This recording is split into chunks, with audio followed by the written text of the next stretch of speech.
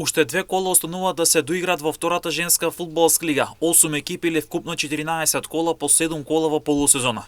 Како што е познато, првопласираната екипа директно патува во првата женска фудбалска лига, а пак второпласираната екипа игра бараж за можен влез во првата женска фудбалска лига. Кочани и натаму е лидер на табелата со 34 бодови со учинок од 11 победи и 1 реми, и Кочани единствениот тим кој не е поразен.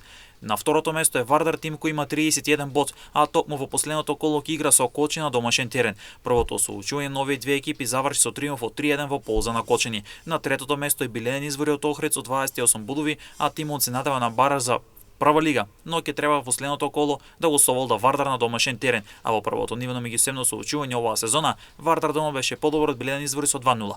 Кочани може веќе во следното коло да стане шампион по два услови. Прво да го добие тимот на победот во Ландова на домашен терен, а тоа ќе се случи сигурно поради огромната разлика во квалитет, а прито да се надева на пораз на Вардар во Охрид. Во таков случај Кочани во последното коло ќе игра со Вардар во Скопје, како шампиони практично нема да зависи од тој меч. Ако Вардар триумфира во Охрид, тогаш ќе се реши во последното коло во Скопје со директно дерби меѓу Вардар и Кочани. Во однос на табелата Порече на четвртото место со 16 бодови, а пак Плочковец од Радовиш е пета со 13 бодови. Победа во Ландова на шестото место со 6 бодови, Борец е предпоследен со 4 бодови, а пак дебитантот Слободен е на дното со 3 бодови.